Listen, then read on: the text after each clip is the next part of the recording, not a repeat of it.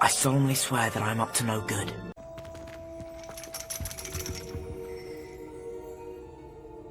So frustrating.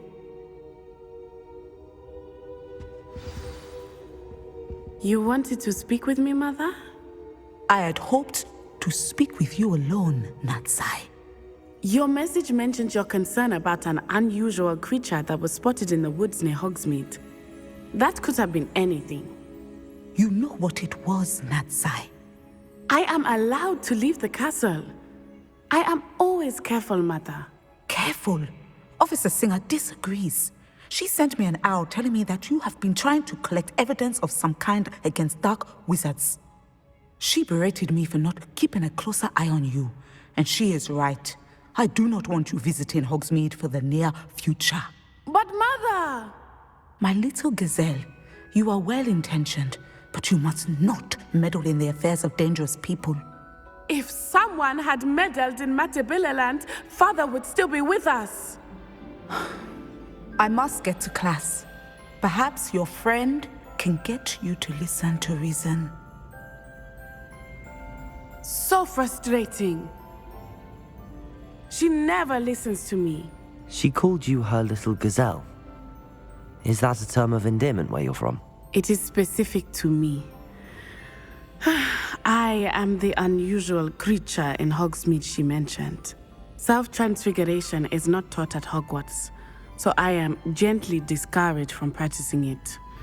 However, I am an animagus, and it is in my gazelle form that I have been able to wander the highlands rather freely until now, much to my mother's chagrin.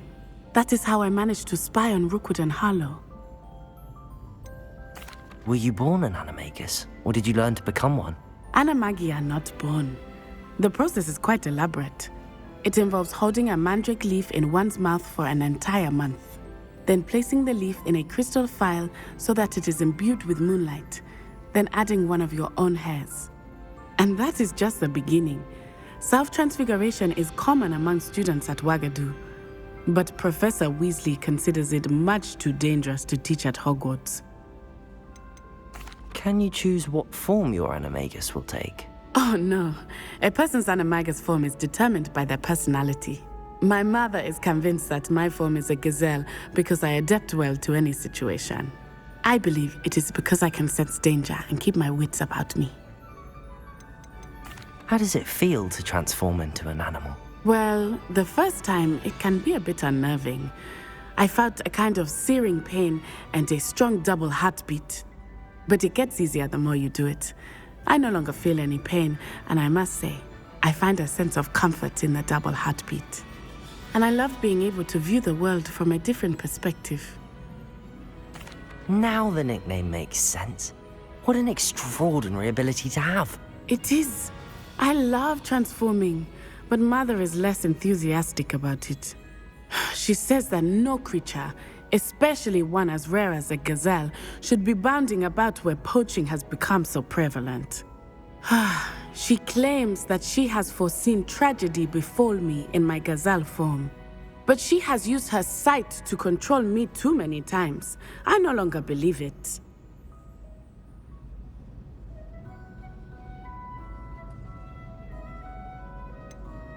We're making good progress. We can't quit now. I agree.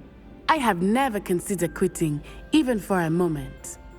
You could have fled the moment you discovered that Rookwood, Harlow, and Ranrock were after you, but you did not. I choose to act as you have. I must deal with Rookwood and Harlow, not hide from them.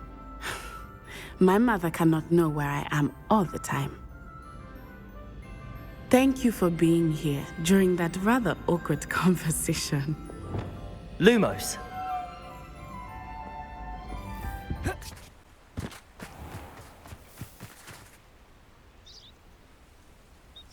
Are you ready to put an end to Harlow?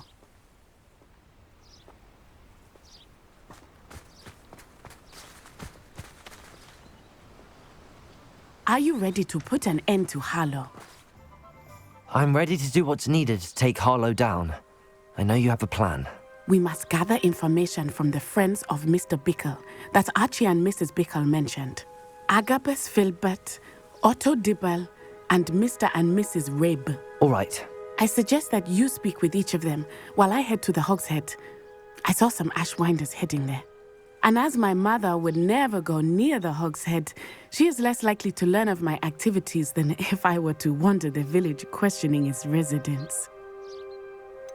Where am I to find these friends of his? I do not know about Mr. Rabe, but his wife, Daisy, is often in Hogsmeade, as is Agabus Filbert. And Otto Dibble, he works at Gladrags, so you will likely find him there. What sort of information am I trying to gather from these people? They may know what evidence Mr. Bickle had against Harlow, or they may have evidence of their own. We simply need to know whatever they know. Very well. I'll speak with them, see what I can learn. I knew I could rely on you. We need to know how they are being blackmailed by Rookwood and Harlow.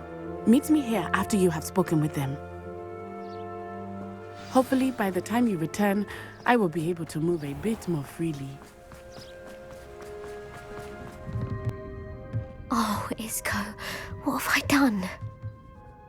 Mrs. Rabe, I wondered if I might speak with you about Theophilus Harlow.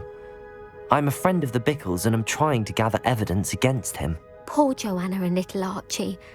And now Harlow has taken my darling Isco. What do you mean? Why? I'm a security guard at Gringotts, and my husband is a curse breaker for them. Harlow approached me about helping him extort my colleagues into giving him treasures from the vaults. And you declined? Of course I declined. Repeatedly.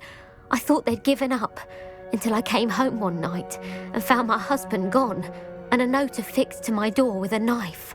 The note stated that I only had a few days to reconsider helping with some banking needs, and that my husband would appreciate it if I acted quickly. But the help Harlow wants is help that I cannot give, and my dearest Isco is paying the price. Why wouldn't Harlow extort your husband? Isco's job is even more removed from the vaults than mine. He travels the world for the bank. He could do nothing for Harlow. I'm the one in the bank on a daily basis, which evidently makes me an enticing target for blackmail.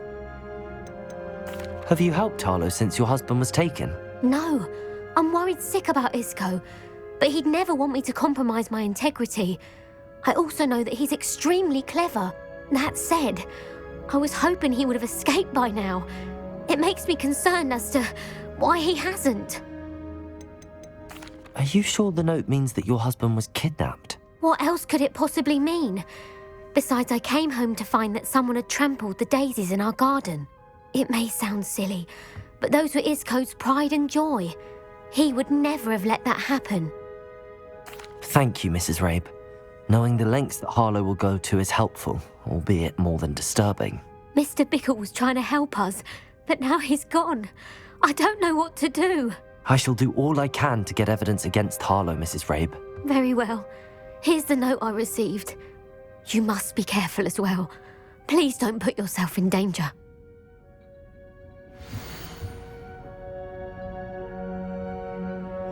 Some evidence worth hanging on to. Thank you. I hope it's not too late. Now, to find Mr. Bickle's other two friends, who works at Gladrags. Please tell me you didn't take it, but perhaps it's been here all... Mr. Dibble, may I speak with you? It's about Theophilus Harlow. I've nothing to say about him. May I interest you in a stunning cravat today? Please, sir, I'd like to help. I spoke to Mrs. Bickle. You know the Bickles? All right. But we must be discreet. Can't have Mr. Hill hearing this. I know Mr. Hill. He was kind to me the day of the troll attack. Oh, he's a good man. But even he wouldn't understand about Harlow. It started a few weeks ago. I was distracted, reading a note, when you-know-who came into the shop. I hid the note behind the counter and offered to help him. He stared at me for a moment, then asked me to check on an order he'd placed. I went into the storeroom to check on what turned out to be a non-existent order. When I returned, he was holding the note. What was in the note? It was a note from Rosie Hill, Mr. Hill's daughter. You see, we've been, secretly engaged these past 6 months. We haven't told Mr. Hill yet. I dare say he has higher hopes for her. Harlow advised me in no uncertain terms that my relationship with Rosie, not to mention my employment here, depended upon my cooperation. What does he ask you to do? It all happened so quickly. In an instant, he took a very expensive scarf from the counter, pocketed it, and smiled. He said, "Your secret is safe as long as I can supply my lady friend with delightful items like this every so often." I've been able to cover for his requests until now with some creative bookkeeping, but I can't keep it up for much longer. I'm terrified to say anything. I could never live without Rosie. What have you been doing to keep the extortion a secret? Well, as I mentioned, creative bookkeeping, and I've also been trying to cover the costs with my own savings, but I'm running out of money. Of course, none of this bodes well for my efforts to improve my circumstances and to be worthy of Rosie. Could you give me a bit more detail about the note? That might help me to identify it should I come across it. It's on Rosie's special pink stationery. It has her monogram at the top, RH. That's how Mr. Hill would know it was real. I met Mr. Hill the day of the troll attack. He was kind to me. Why don't you just tell him? He's a lovely man, but when it comes to Rosie, I fear he loses all perspective. He'd see this as a grave betrayal. I'd lose my job instantly, and Rosie as well. Thank you for telling me. I'm gathering evidence to take Harlow down. I would love nothing more than to see him rotting in Azkaban, but be careful. He's an awful man and incredibly dangerous. As for Rosie's letter, should you happen upon it, I have committed it to memory. You may destroy it immediately. Understood. Now hurry off before Mr. Hill returns. Where was I? We're on the right track. Now to find the last of Mr. Bickle's friends. Hello there. Excuse me, Mr. Filbert. I wondered if I might speak with you about your dealings with Theophilus Harlow. I hope to ease Mrs. Bickle's mind by gathering evidence against him. Tragic what happened to Bickle. He wanted me to speak out against Harlow for an act of violence committed against me. But I feared Harlow's retaliation, and so I refused. You may have shared Mr. Bickle's fate if you had spoken out against Harlow as he requested. Unfortunately, I suspect you're right. You said that Harlow committed an act of violence against you. Could you tell me what happened? Before my extraordinary wife, Dulcibella, passed away, she had just completed a small book of poetry. As a surprise for her birthday, one she never had the chance to celebrate, I had the book beautifully bound and plated in gold. One day, Harlow came calling to punish me for having spoken out against the Neanderthals that comprise Rookwood's lot. Before I knew it, I'd been petrified, and Harlow was rifling through my home. He found the book of poetry, with its exquisite gold plating. I watched helplessly, lying there in my entranceway as he walked away with the book, laughing as he went. I was shaken to my core. Still am, to be honest. I imagine you fear Harlow retaliating again, but do you mind if I share this information with Officer Singer? I suppose I have no choice. This extortion can't go on forever. You can pass it on to anyone who may be willing to help. Harlow does not like people talking, as you already know. I've spoken to Mr. Bickle's friends. Now to find Natty. It's not like Natty to be late. She said she was going to the Hogsheade. Perhaps I'll find her there. Natty must be around here somewhere. Natty's wand. She can cast without it. She wanted me to find this. She's in trouble. Revelio will show me where she was taken.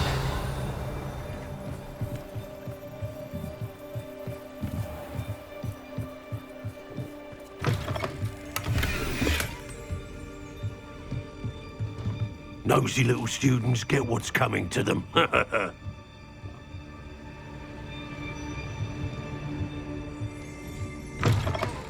Revelio! Natty must have been taken this way. The footprints led to this room.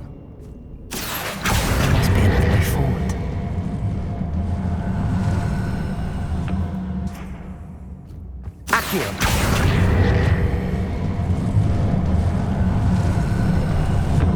A hidden door.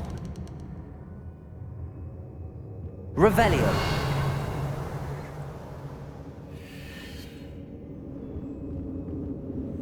Natty must have been taken this way. I need to find her quickly. Revelio.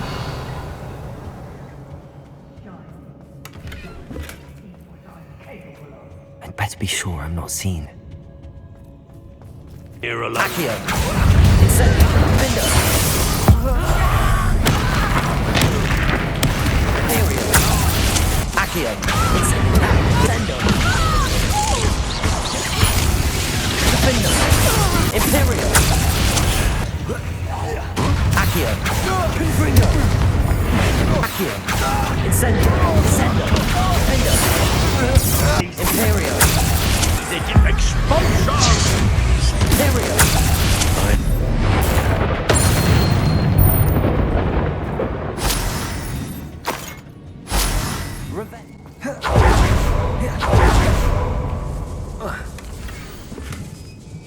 Otto Dibble's love letter from Rosie. He wanted me to destroy this if I found it. Revelio.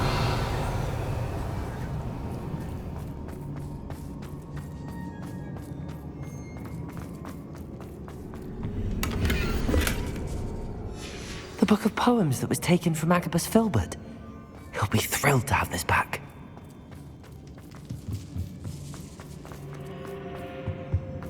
Natty must be here somewhere. You found us! I knew you would realize I had left my wand for you. Aloha, more.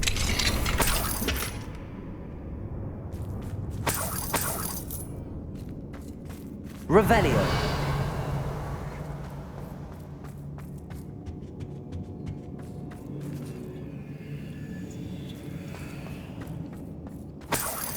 I need your help. Mr. Rabe, Daisy told me you'd been abducted. You spoke with my wife. How is she? Worried about you. Are you all right? I am all right. Thank you for coming.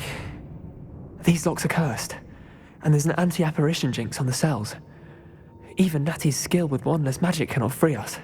I need you to find my wand. Mr. Rabe, I found your wand. Well done. I knew it was nearby. Now, you best stand back. One never knows how a curse will react to being broken.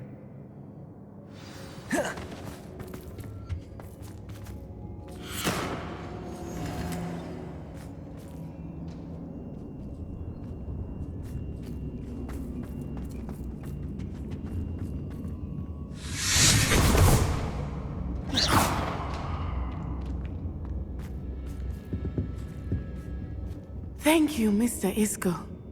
My pleasure. And thank you, my friend. We owe our lives to your bravery. I may be too weak to separate with you both, but I can try. You go ahead. Find Officer Singer. We will get out of here on our own. Very well. But be careful. Thank you, my young friends. Be prepared for a fight. These Ashwinders must pay.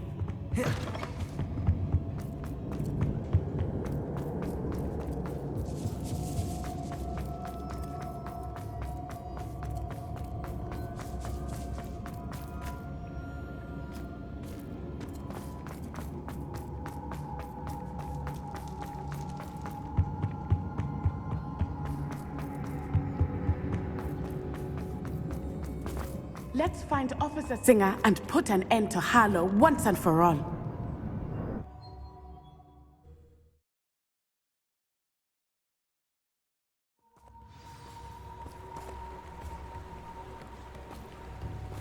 Natsai Onai.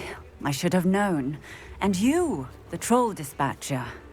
Oh, thank goodness the two of you are safe. Isco Rabe told me a couple of students had rescued him.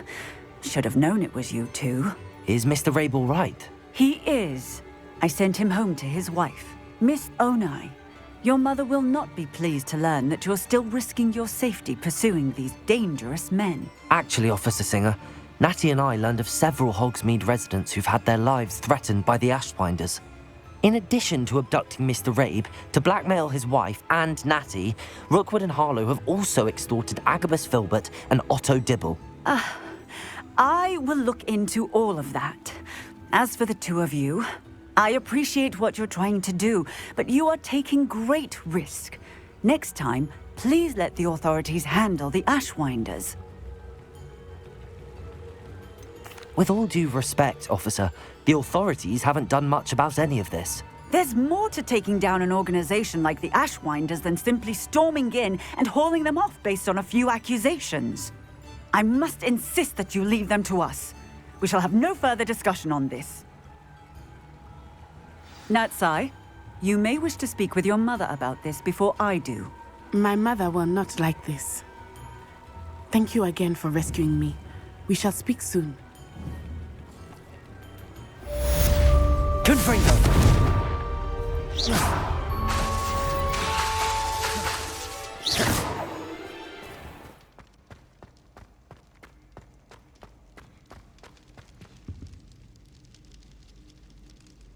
I have been meaning to speak with you. I still can't believe we escaped the Ashwinders. You may not realize it, but you are the talk of the school since you saved me that day. I wonder how everyone knows about it. I told my mother in the hope that she would be more forgiving of what I have been up to if it came from me. She likely told other professors, and news travels quickly. Unfortunately, she might, in fact, have been even less forgiving than I'd hoped. I don't blame her for being concerned. We have been involved in some dangerous activities. As the Ashwinders were locking me up and threatening my life, it did occur to me that my mother may have been right. Has Officer Singer done anything with the evidence we provided? She has not. Harlow is as strong as ever. Someone needs to stop him, whether it is us or Officer Singer. If someone had stopped the monsters like him in Matabeleland, my father would be alive today. What exactly happened to your father? It was a beautiful day. My mother had gone to tend to a neighbor who was ill, and so my father and I were galloping in the savannah. Galloping? Your father was also an animagus, I take it? He could become the most majestic giraffe, and he would carry me on his back, my arms around his neck. We were on our way home when we surprised a group of bandits who had come from our village. One of them saw me just as he removed a scarf from his face. He shouted and then aimed his rifle. He didn't want you to identify him. Exactly. In an instant, my father bowed his neck to protect me and was hit. As he fell, my father changed back into his human form. When the bandits saw this, they turned and ran in fear. Magic terrified them, and then he was gone. And it was all my fault. Your fault? How so? He died protecting me. If I had been capable of protecting myself, he would still be alive today. My mother and I tried to go on without him, but it became too much for us there. A few years later, we left to come to Scotland. Do you think taking down the Ashwinders will avenge your father's death? No. Vengeance is not what drives me. My father would not want that. He and my mother raised me to believe that it is a privilege to be able to fight for those who cannot. I know there is risk involved, but I feel it is worth it. I am glad you seem to think so too. What does your mother think about all of this? Well, as you saw, she worries a great deal. She is an excellent seer, but I think it bothers her to this day that she did not see my father's death coming. She misses him, as do I. So I believe on some level she understands my need to seek justice in a small way. But that does not mean that she likes it. Do you think your father would approve of the things we've been doing? Oh my, that is a good question. In theory, yes.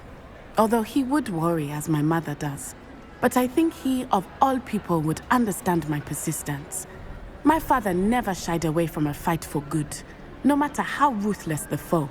And I think he would have enjoyed knowing that I had a compatriot like you. I'm sorry, Natty. I can't imagine what you've been through. Your father sounds exceptional. He was. Truly extraordinary. And thank you for your kind words. We all have our burdens. My father had a saying about that. Yes, I remember. Rain does not fall on one roof alone. Exactly. Soon you and I will put an end to the Ashwinders, beginning with Harlow.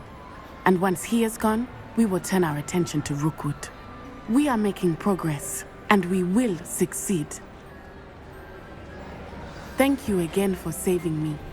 You deserve all of the praise you have received. Mischief managed.